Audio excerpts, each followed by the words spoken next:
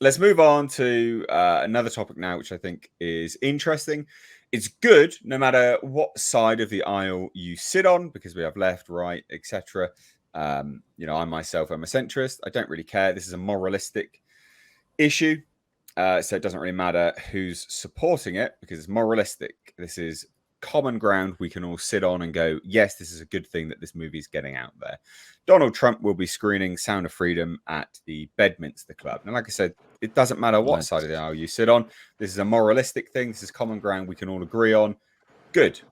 It's getting out there. More and more people are seeing it. More publicity is coming to this film.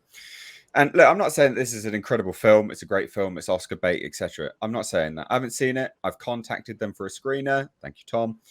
But I haven't seen it. Is it Oscar bait? Probably not. But is it highlighting something which is an issue in today's world that shouldn't be an issue? Yes. So should we all, support that and, bring it to light a bit more? Yes. Is it weird that certain people don't want that film to do very well? Yes. So, again, whether you support or don't support Trump, it doesn't really matter. This is a moral quandary more than anything. If I may, Nate, it's even worse than them not just wanting you not to see the movie. Yes. There's an active campaign against this movie. One of the grossest ones I've ever seen as far as how they are lying to the extreme with this. Like this is one of the worst cases I've ever seen. And I think, Andre, you agreed with me the other day. We kind of talked about that too. Absolutely. I've never seen worse. I mean, it's odd. I have a very, very thick skin, but I will admit that the extreme blowback to this thing right here, if anything's ever gotten to me, it's this, just the extreme darkness that implies. Yeah, it's quite sinister, isn't it? I think that's the word, sinister. It's quite nefarious, and quite revealing. It's very. It's a self-report. Let's put it that way. It's absolutely very much so. And once you see the movie, you will really get it. Like you'll be like, "What in the world are they smoking?" Yeah. Not only that, what are they drinking as far as Kool-Aid? Because this is none of these things. In fact, I sent a great interview with Tim to Andre yesterday, where Tim flat out says what we've been saying. This all happened way before the letters were a thing. Like where do they get this stuff from? He was defending himself in the movie in this interview, and it's just like, he's willing to challenge anything they're kind of throwing at him at this point, and I'm glad to see the people that are standing up for this movie and that people in general are just going to see it. Now, I mean, I've had people that said, I don't think I can handle this. I don't really want to see it, but I went to the, pay it forward program, or even certain people in our YouTube sphere. I'm not going to say their names, but they said for similar reasons. And I said, look, that's totally understandable. And I don't want people to feel like everybody's like making you feel like you're, something you're not because you don't want to see something. But just keep in mind that it's not to the extreme that the media is pushing. It's not a hard watch at all. Exactly. I tried to explain. It's more like watching Sicario or something along those lines as far as like the feel of the movie itself. And not to spoil anything, it doesn't have like any gruesome bits in it. It's not like a manipulative, sad or bad ending to where, I think when people are saying they're having these feelings walking out of the theater, I think they're responding more because after the movie's done, they have this new bit during the credits where Jim Caviezel comes on and he talks to the audience and he actually gives you some real statistics and stuff. I think that's what people are reacting to. Yeah. Well, I mean, look, just for comparison's sake, I didn't see Wind River being called, a huge right-wing conspiracy theory when they highlighted the fact that Native American women that were, sexually abused, raped, murdered, whatever, those statistics weren't like filed or something like that. I didn't see, that was a film which highlighted that travesty because it is an absolute travesty, right? Why aren't those things reported or weren't reported? I can't remember which. Why aren't those things or weren't those things brought to light properly? Why? Like that's bizarre. What a massive oversight. Why aren't they investigated in exactly the same way? But I didn't see this same thing being put there. You know, Wind River is again. I'm sure this is comparable to Wind River in that it highlights a very real issue.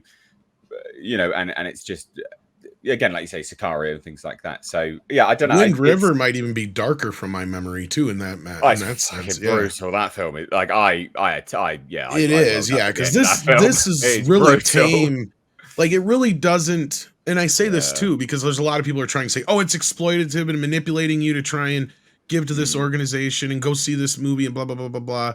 It's like, no, if anything, they could have gone farther with this if they were really trying to milk it. But they don't. They shy away from a lot of showing like the horrors of it. In fact, I brought this up maybe before on the last show, so I apologize. But I'd recently read an interview too, or an article where they were talking about where the kids that are in the movie, they didn't tell any of the kids the subject matter. So the scenes that they're in, all they know is what they did in the scenes, and they had no idea what the story was actually about. Yeah, just perform this. Cool. No, things are implied when they need to be implied. And that's pretty much it. And the weird thing is, I never heard a lot of backlash from the Nefarious movie, not even close to this. And it really hit on religious themes, cultural things that are very, very divisive, you know, in the world today. In that movie, and I don't ever remember hearing it get attacked at all. Not like this one is. Yeah, well, so just to sort of highlight all this, Trump will be hosting a screening of Sound of Freedom at his Bedminster Golf Club next week, seizing on the unexpected box office performance of the movie, and also highlighting a movie that needs to be highlighted. Jim Caviezel and producer Eduardo Verastegui will attend, while Tim Ballard, the former government agent upon which the story is based, will also be there. The film is based on Ballard's efforts to save children from traffickers in Colombia. The screening will be open to club members and supporters, according to the Trump campaign. And the media is just going to use this. Exactly. That is my issue with this. My one issue with this is that now everyone with TDS is going to come out. Those people that were like, if they say, if the Orange Man was to say that breathing is good for you, they'd hold their breath. Now he's turning this movie. Well, so here's the interesting thing. That actually backfires on them massively because Trump is using this for political gain, obviously. Trump campaign noted that the former president's steps to end human trafficking and Ballard's support of a border wall. So they're basically saying, we're going to end human trafficking. We're going to really work on it, right? Ballard was part of an advisory panel on human trafficking, etc.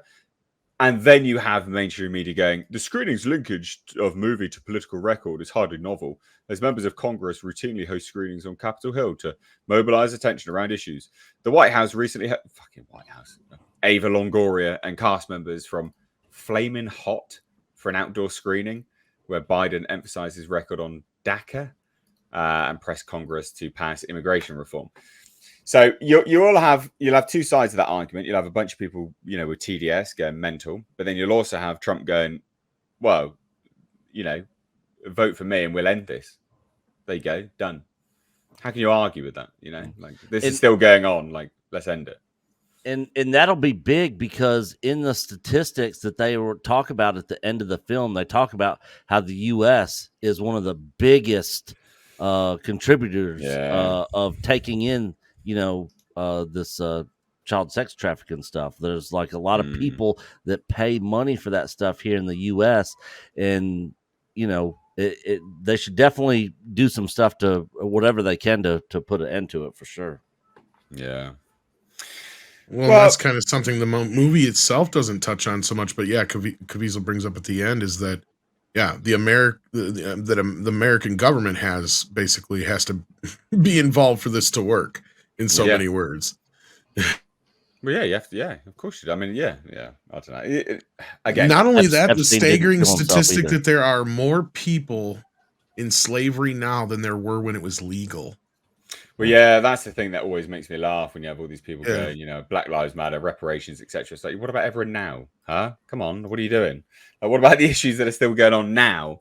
Well, because it's not just kids now. Yeah, exactly. The movie doesn't touch so much on that part of me. I mean, it does mention it, I believe, but it is wider than that. And in fact, there's only a few things that I noticed that were kind of changed in the movie that were different from real life.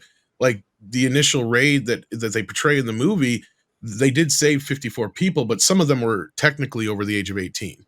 So there was some that were, but they were still in the trafficking, right? Like that was the whole thing. But at the same time, you know, they changed the amount in the movie, which makes me kind of just go like, wow, because it makes me feel like they must have changed it just because otherwise people wouldn't have believed it. Because in the movie, the deal's done for $100,000. In reality, it was only 25 grand. Jesus. It's like, holy crap, man.